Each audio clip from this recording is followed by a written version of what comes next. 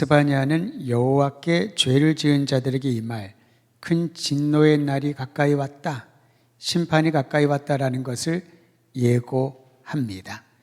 하나님의 날, 여호와의 날이라고 하는 이 말에는 심판의 의미, 진노가 가장 크게 자리를 잡고 있죠. 근데 그 심판은 이스라엘 백성들만이 아니라 주변 국가에까지 다 확대된다고 합니다.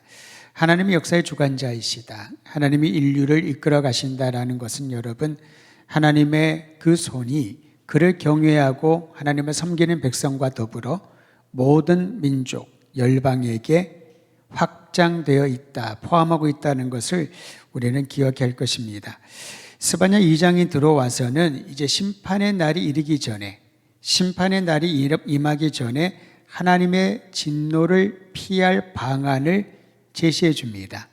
그 방안은 다양한 방법이 아니라 우리의 마음의 태도, 그 마음의 태도로부터 시작한 행동을 얘기하고 있습니다. 그것은 여호와 하나님을 찾으라라는 것입니다. 하나님을 찾으라는 거죠. 하나님을 찾지 않기 때문에 진노를 피할 수가 없고, 하나님을 찾지 않기 때문에 주님의 음성을 듣지도 못하고, 하나님을 찾지 않기 때문에 하나님께 피할 수도 없는 이 세태를 향한 주님의 말씀인 것이죠. 그런데 특이한 것은 너무나도 흥미롭게도 스바냐는 두 가지 전혀 다른 입장에 서 있는 이들을 언급을 하면서 하나님을 간절히 찾으라라고 요청을 하고 있습니다. 첫 번째 대상은 1절에 나와 있습니다. 우리 1절 읽었습니다만 다시 한번 2장 1절 말씀 읽습니다. 시작. 수치를 모르는 백성아 모일지어다, 모일지어다. 첫 번째 대상은 여러분 놀랍게도 수치를 모르는 백성들을 하나님께서는 찾고 계신다, 모이라, 하나님을 찾으라 라고 요청하는 것이죠. 수치를 모르는 백성이라고 하는 것은 누가 봐도 부끄러운 일을 하고도 그것이 부끄럽다라고 생각지 아니한 이들, 마치 얼굴에 철판을 깐 것처럼 아무렇지도 않고 제멋대로 살고 행동하는 이들을 말합니다. 그런데 수치를 모르는 자들, 죄악을 범해도 부끄러움을 모르는 이들을 하나님은 버리지 않으셨다는 거죠. 수치를 모르는 자들아, 하나님께로 모여라, 하나님을 찾으라. 그래야만 주님께서 예비하신 구원의 은총을 경험할 수 있다는 겁니다. 구약의 선지자들이 이처럼 수치를 모르고 죄악되고 방탕한 이들을 향하여서도 간곡히 주님께로 돌아올 것을 외치고 또 외쳤던 것입니다. 오늘 어떤 면에서 우리가 수요일날 함께 모여 말씀을 듣고 기도하는 것은 여전히 우리의 삶 가운데 뿐만 아니라 주변에 하나님의 말씀을 거부하고 듣지 않는 이들, 죄악당 가운데 거해 있어도 결코 주님께로 돌아올 생각조차 못하는 이들을 향한 하나님의 마음을 전하기 위함이 아닐까 싶습니다. 이사야서 55장 6절은 이렇게 말합니다. 제가 읽어드리죠. 너희는 여호와를 만날 만한 때에 찾으라, 가까이 계실 때에 그를 부르라, 하나님을 찾으라, 그의 이름을 부르라, 부르짖으라, 이렇게 강청하고 있습니다. 또한 아모스서 5장 4절에 보면은 여호와께서 이스라엘 족속에게 이와 같이 말씀하시기를 너희는 나를 찾으라, 그리하면 살리라. 여러분, 우리가 살아가면서 정말 살만 안 난다, 살고 싶지 않다, 도대체 내가 무엇을 해야 될지 모르겠다라고 절망 가운데 있을 때 아모스 5장 4절 말씀은 우리를 향한 주님의 위로와 약속의 말씀인 것입니다. 주님을 찾으라, 그리하면 살리라, 하나님의 이름을 부르라, 그리하면 살 길을 보여주리라. 성경은 우리에게 그 길을 계속하여 외치고 있는데 다른 방법, 다른 방식을 취하다 보니까 살려고 하는 마음조차도 다 사그라지는 어려움을 겪지 않는가 싶습니다. 마태복음 7장 7절 이렇게 말합니다. 우리 주님 말씀하시기를 구하라, 그리하면 너희에게 주실 것이요, 찾으라, 그리하면 찾아낼 것이요, 문을 두드리라, 그리하면 열릴 것이다. 여러분, 이 말씀은 무엇을 강조합니까? 간절한 마음으로 주님을 찾으라, 주님 앞에 나아가라, 주님께로 돌아가라는 것이죠. 스바냐 2장 1절도 여러분 예언자들이 말하고 마태복음에서 우리 주님이 말씀하셨던 것처럼 수치를 모르는 자들아 주님께로 함께 모여 그분의 이름을 부르며 찾으라. 이것이 바로 우리를 향한 주님의 첫 번째 말씀입니다. 두 번째 대상은 3절에 나와 있습니다. 우리 함께 3절 말씀도 같이 한 번 더 읽도록 할죠. 3절입니다. 시작. 여호와의 규례를 지키는 세상의 모든 겸손한 자들아 너희는 여호와를 찾으며 공의와 겸손을 구하라. 너희가 혹시 여호와의 분노의 날에 숨김을 얻으리라. 여호와의 규례를 지키는 겸손한 자들을 향하여 말하는 것입니다. 하나님을 찾으라. 공의와 겸손을 가지고 여호와 하나님을 찾아 부르라 라는 것이지요. 물론 공의와 겸손을 행하고자 하는 이들에게도 하나님의 진노를 피할 수 없을 것입니다. 이 세상을 향한 진노, 이 땅을 향한 불의한 세상을 향한 하나님의 진노를 피할 길이 없겠으나 주님께서 주님을 찾는 이들에게 숨겨주시겠다라고 주님이 친히 피난처가 되어주시겠다고 약속해 주시는 거지요. 여기서 말하는 공의는 무엇을 말하냐 하면은 하나님의 규례를 따르며 지키는 것, 이것을 공의로 설명을 합니다. 동시에 겸손은 문자적으로는 가난하고 빈곤한 상태를 말을 합니다.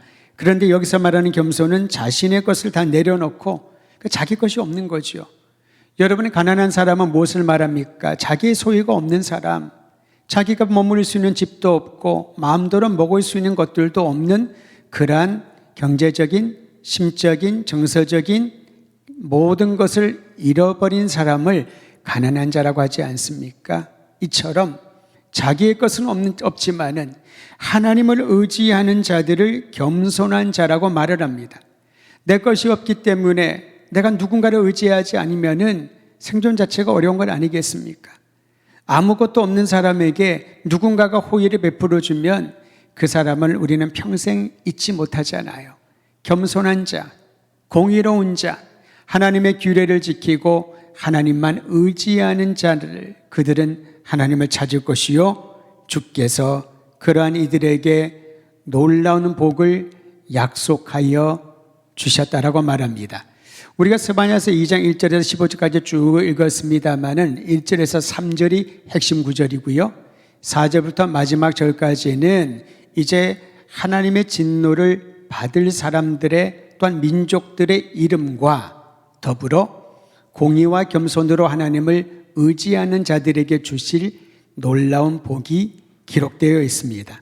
먼저 공의와 겸손으로 살아가는 이들에게 약속하신 복입니다. 첫 번째 복은요, 생명이 하나님께 속해 있다는 것을 알고 하나님의 주권을 인정하는 복을 주십니다. 하나님의 주권을 인정하는다, 이것 자체가 복이라는 거지요. 여러분, 하나님의 주권을 인정하면 어떤 일이 일어나냐면요, 내가 가진 것들은 나로부터 온 것이 아니라, 내가 누리고자 하는 것들은 나를 위한 것이 아니라 오직 하나님을 의지할 때에, 하나님의 주권 아래 있을 때에 진정한 행복이 있다는 사실을 알게 되는 사람이지요. 우리는 날마다 주님 앞에 기도하면서 주님께서 가르쳐주신 기도의 한 대목을 빠지지 않고 기도하지 않습니까? 오늘 우리에게 일용할 양식을 주시옵소서. 여러분, 여기서 말하는 것은 그저 문자적으로 하나님 오늘 먹을 밥을 삼시세끼 밥을 주세요, 내가 살아갈 수 있는 또한 생활하는 데 필요한 모든 것들을 공급해 주세요, 그런 말이 아니란 겁니다. 빵이라고 하는 것은 삶의 기본이기도 하죠. 그런데 오늘 우리에게 일용할 빵을, 양식을 주시옵소서 이렇게 기도하는 것은 하나님께서 나의 생존에 필요한 모든 것들을 책임지시는 주님이란 사실을 인정하는 사람만 이렇게 기도할 수 있다는 것이죠. 이렇게 기도함으로 하나님이 내 인생의 주인 되심을 만방에 선언하고 본인이 깊게 인정하라는 것입니다. 우리가 자녀들에게 어떤 복을 줄 수 있을까요? 많은 재산을 남겨주고 또 많은 명예를 남겨줄 수 있다면 그것도 복이라고 할 수 있을 것입니다. 그러나 그러한 것들은 금세 사라져 버립니다. 우리가 잘 알고 있는 누가복음 15장의 둘째 아들 같은 경우에 얼마나 많은 유산을 받았는지는 모르겠으나 그 아버지에 관한 이야기를 볼 때에 그 마을에서는 상당한 부자요 유지였던 것으로 추측됩니다. 근데 그 아버지가 둘째 아들 몫으로 유산을 줬다는 것은 상당히 많은 것을 주었을 거지요. 그런데 그것을 받았을 때는 행복했겠지만은 그것을 다 소모하는 데는 그리 오랜 시간이 필요하지 않았을 겁니다. 자녀들에게 줄 수 있는 것, 우리가 남겨주신 모든 유형적인 것들은 순식간에 단번에 무너지거나 사라져버릴 그러한 것들이지요. 그러면 무엇을 물려줄 수 있을까요? 오늘 우리에게 일용할 양식을 주시고, 오늘 우리에게 생명을 이끌어가 주시고, 우리의 모든 필요를 채워주시는 하나님이 내 인생의 주님이시요 주인이란 사실을 인정하는 그런 믿음을 나눠줘야 되지 않겠습니까?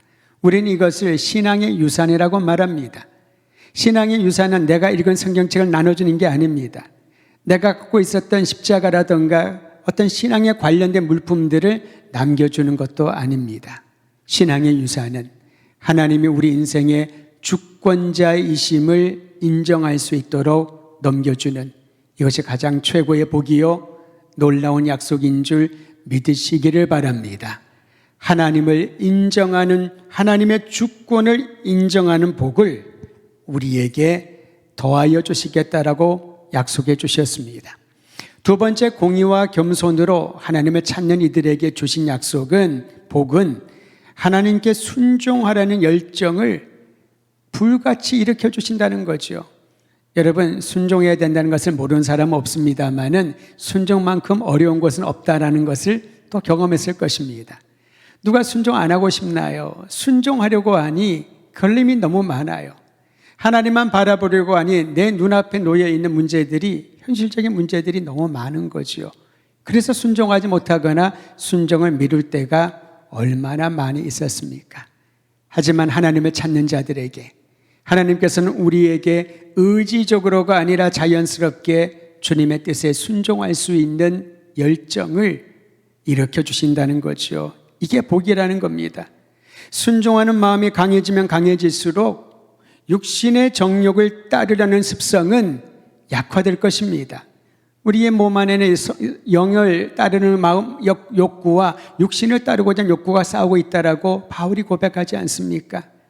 영적인 전투처럼 계속 싸우고 있습니다만은 바울이 어떻게 이 영적 전쟁과 같은 날마다의 갈등을 이길 수 있었을까요?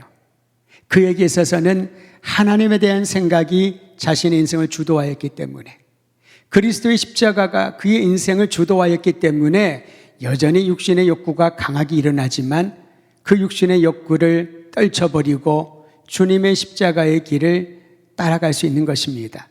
여러분, 많은 사람들을 관계하지 않습니까? 친구를 사귀든 동료를 만들든 또는 어떠한 사업 때문에 동업자를 만들든 상대를 만나든 많은 사람들을 만나게 되어 있습니다. 오랫동안 사귀었습니다만 사귀다 보면은 그 사람의 장점도 발견하고 단점도 발견할 것입니다. 만약에 단점만을 본다면은 그 사람이 아무리 나에게 유익을 주었던 사람이라 하더라도 단점이 너무 크게 보이면은 그와 함께 있는 것은 괴로운 시간일 겁니다. 반면에 그 사람이 단점들이 많지만은 그에게 있는 장점 딱 한 가지, 그 한 가지를 바라보면은 그 사람과 평생 같이 갈 수 있는 분명한 이유와 힘을 얻게 된다는 것이지요. 상대의 단점을 다 없앨 수는 없습니다. 본인도 자기 단점을 다 없앨 수가 없는데 어떻게 다른 사람의 단점을 지적하고 책망한다고 해서 고쳐지겠습니까? 고쳐지지 않습니다. 그러면 고쳐지지 않는 단점을 가졌다고 그 사람을 배척하겠습니까? 그와 함께 가는 길을 포기할까요? 또 그럴 수는 없지요.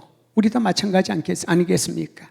수많은 단점들이 있지만은 그 하나의 장점을 바라보면은 그 사람을 사랑하고 그의 손을 잡고 함께 갈 수 있는 힘을 얻는 것처럼 우리 안에 거하시는 하나님의 거룩한 영, 성령의 충만함 가운데 나아가면, 하나님의 약속의 말씀을 붙들면 현실적인 모든 장애물들도 넘어갈 수 있는 힘을 허락하여 주신다는 거지요. 내가 강해져서 넘어갈 수 있는 힘을 가진 것이 아니라 비록 나는 여전히 약하고 무력하고 넘어지기 쉬운 존재이지만 하나님께서 나의 발을 붙드시고 그 모든 장벽들을 뚫거나 넘어갈 수 있는 은혜를 더하여 주신다는 겁니다. 이게 복인 줄 믿으시기를 바랍니다. 순종하는 열정을 더하여 주셔서 어떠한 장벽이나 어떠한 단점들을 봄에도 불구하고 능히 통과하고 넘어갈 수 있는 놀라운 은혜를 더하여 주실 것입니다. 저는 우리 성도들과 함께 신앙생활을 하고 또 교제를 하면서 그런 것들을 많이 느낍니다.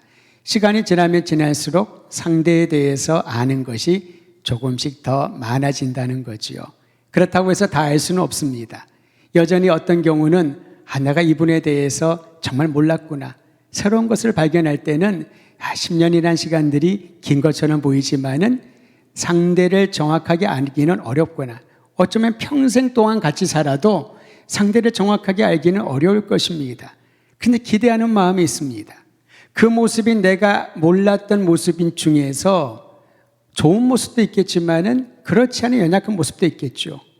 반대로 저와 함께 신앙생활을 하면서 좋은 면들도 보았겠지만은 그렇지 않은 모습도 분명히 보셨을 겁니다. 그럼에도 불구하고 우리를 사랑의 끈으로 묶어주시는 하나님의 은총이 있기에 주님이 주시는 은혜를 사모하며 한 가족, 한 마음을 품고 한 방향을 향하여 나아가겠다라고 고백할 수 있는 게 아닌가 싶습니다.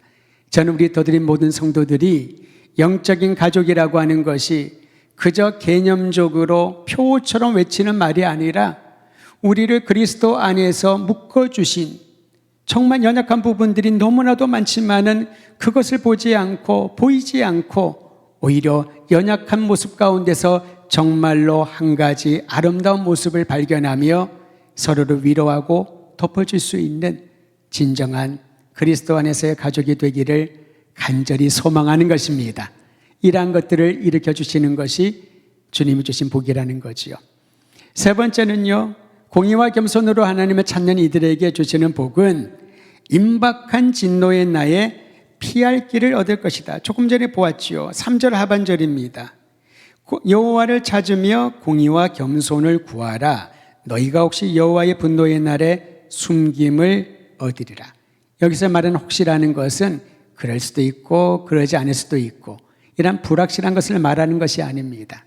분노의 날이 임하면은 불덩이 같은 그런 심판이 임하면은 세상에 존재하는 모든 것들은 다 타버릴 겁니다. 그 진노와 심판을 피할 길이 없을 거지요. 그런데 하나님께서 너희를 숨겨주실 것이다.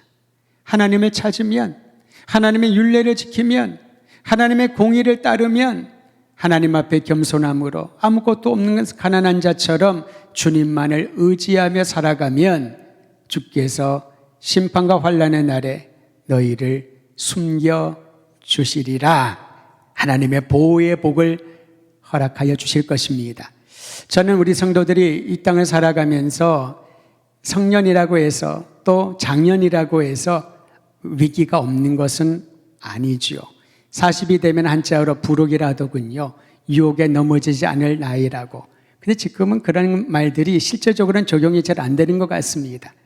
나이가 어떻든 경험이 어떠하든 그가 어떤 일을 하고 있든 목회자도 예외는 아니겠고요. 언제나 넘어지고 실족할 수 있는 위험의 순간들이 찾아오겠지만 그때마다 하나님을 찾는 이들에게 주님께서 품어주시고 보호해주시고 숨겨주시고 안전한 길로 인도하여 주실 것입니다. 이것은 주님이 약속한 복입니다. 이 약속을 믿고 날마다 하나님 한 분만을 경외하며 나가시기를 주의 이름으로 축원드립니다. 하나님의 공의는 모든 백성을 공정하게 다루시는 것이라고 합니다. 이스라엘 백성들은 선민이라고 그들은 모든 재앙을 피할 것이 아니라는 거죠. 우리가 예수 그리스도 안에서 구원의 확신을 가졌다고 엉망으로 사는 것 하나님께서 그냥 눈 감아주시고 피할 수 있는 그런 길을 거저주시는 게 아니라는 것입니다. 자기 백성이라고 무조건 품어주지 않으시고요. 이스라엘 백성들이 잘못된 길을 갔을 때 주님은 채찍을 들어서 그들을 징계하시고 올바른 길로 오게 하시는 것처럼 오늘날 우리 역시 하나님의 뜻을 따르지 않고 구원받은 백성답게 살지 않을 때 주님께서는 우리로 하여금 여러 가지 혼란을 통하여 주님의 온전한 길로 들어설 수 있도록 이끄시고 책망하시고 교훈하신다는 겁니다. 더불어서 하나님께서는 이스라엘을 괴롭힌 대적들의 죄에 대하여서도 엄중하게 다루신답니다. 구약에 강조하고 있는 이 보복에 대한 것은 네 손으로 하지 말고 하나님께 맡기라, 이 기본적인 가르침인 것입니다. 왜냐하면 그 보복을 내가 홀로 하려고 하다가 또 다른 죄악을 범할 수 있기 때문에 그렇죠. 그러므로 모든 원수 갚는 것은 하나님께 맡기라. 그 말은 악행에 대하여 하나님은 눈 감아주지 않으시고 분명히 다루신다는 거지요. 이스라엘을 괴롭혔던 대적들을, 그들의 죄를 하나님께서 다루시는데 그 대상들의 목록이 여기에 4절부터 13절까지 쭉 나와 있습니다. 그들의 이름만 말하면 다음과 같습니다. 가사와 아스글론, 아스돗, 해변의 주민 그렛 족속, 블레셋 땅에 사는 가나안인, 모압과 암몬과 구스와 아수르 등 이러한 나라들을 언급을 합니다. 여러분, 이 나라 중에 하나만 하더라도 이스라엘 백성들을 괴롭히기에도 충분한 힘을 가진 사람들이었어요. 부족들이었습니다. 이들이 돌아가면서 또는 동시에 이스라엘 백성들을 괴롭혔으니 얼마나 고통스러웠을까요? 하나님께서 그들의 죄악을 친히 다루어 주신다는 것이지요. 어떻게 다루어 주십니까? 그들은 버림당하고 폐허가 되고요, 쫓겨나고 뽑히고 멸하여 그 땅에 사는 주민들이 다 사라져버리고, 그리고 그 땅에 찔레가 나고요, 소금구덩이가 되고 영원히 황폐하고 사막처럼 메말라 버릴 것이다. 매우 구체적으로 표현하지 않습니까? 하나님의 징계는 악한 이들은 내가 알아서 다 처리해 줄게, 그걸로 끝나는 게 아니라 어떻게 그 땅을 주님께서 다루실 것인지를 스바냐를 통하여 이스라엘 백성들에게 알려주신다는 겁니다. 그저 이스라엘의 대적이기 때문에 그들을 다루시는 것이 아니라 그들이 범한 죄 때문에 하나님이 다루신다는 거죠. 이스라엘 백성들이 선민이기 때문에 오냐 품어주는 것이 아니라 그들 역시 죄악을 행하면은 대적들과 동일하게 다루신다는 것을 하나님께서 가르쳐주고 있습니다. 우리가 하나님을 경외해야 한다라고 말하지 않습니까? 경외하는 마음은 사랑하고 존중하기 때문에, 하나님밖에 없다라는 그런 믿음을 갖기 때문에 우리는 그분을 경외합니다. 동시에 두렵고 떨리는 마음도 경외하다는 이 표현에 담겨 있습니다. 하나님은 죄악을 싫어하시고 거짓과 술수와 사람들의 마음에 고통을 주는 것을 주님께서는 미워하시기에 두렵고 떨리는 마음으로 하나님 앞에 나가 예배드릴 때, 하나님을 찾으며 주님의 이름을 부를 때에 혹여나 내가 형제와 자매들을 증오하고 미워하고 그들에게 고통을 주지 않았는지 참회하는 심령으로, 떨림으로 하나님 앞에 나아가는 것, 그것이 바로 하나님을 경외하는 마음인 것입니다. 하나님을 경외하는 자들, 다른 말로 남은 자들, 오늘 스바냐는 남은 자들이라고 표현을 하는데요, 그들을 주님께서는 분명히 보호해 주시고 인도해 주신다라고 말합니다. 여러분, 9절 말씀 하반절을 제가 한번 더 읽어드리지요. 나의 남은 백성이 그것을 기업으로 얻을 것이라. 남은 백성, 어떤 환난과 고통 가운데서도, 영적인 피폐함 가운데서도 하나님을 두렵고 떨림으로 경외하며 공의와 겸손으로 주님을 찾은 이들, 그들이 남은 자요, 그들에게는 하나님이 기업이 되시고 기업을 주신다는 희망을 갖게 되는 것이지요. 많은 분들이 이구동성으로 입버릇처럼 얘기를 합니다. 살기가 힘들고 요즘 세대는 너무나도 악하고 영적인 침체에 빠져 있고 고통스러운 일들이 너무나도 많아서 일일이 열거하기가 어렵다라고 그렇게 입버릇처럼 말을 합니다. 그러나 어쩌면 이 상황들을 보면서 하나님을 경외하는 사람들에게는 주님이 뜻하신 바가 무엇인지를 분별하고 주님을 찾고 함께 모여 주님의 이름을 부르며 주님의 영광스러운 손으로 회복되기를 간절히 기도해야 할 때인 것을 알아야 할 것입니다. 이기적인 습성에 젖어 있지 않고 오히려 우리의 구원자이신 하나님을 바라보면서 오늘 이 밤에 주님의 이름을 부르며 함께 기도하는 시간을 가졌으면 좋겠습니다. 1절 말씀을 다시 한번 기억하십시오. 수치를 모르는 자들아, 죄악으로 인하여서 엉망진창으로 사는 이들에게도 주님은 기다리며 그들이 돌아와 하나님의 이름을 부르기를 원하십니다. 공의와 겸손으로 하나님의 규례를 지키고 말씀을 순종하는 이들, 주님께서는 그들에게 더 놀라운 은혜를 베풀어 주셔서 이 시대에 하나님의 부어주시는 진노가 아닌 은총의 세대가 될 수 있도록 깨어 기도하며 그 자리를 지키라고 말씀하고 있습니다. 오늘 이 시간에 통성으로 우리 함께 기도할 때 공의로우신 하나님의 도를 기초로 삼게 하시고, 이제 믿는 성도들이 겸손으로 주님을 찾고 함께 모여 하나님을 경외함으로 이 땅을 새롭게 하시는 우리 주님의 놀라운 통로로 쓰임받는 도구가 될 수 있도록 자신을 위하여 또한 교회를 위하여 함께 기도하기를 바랍니다.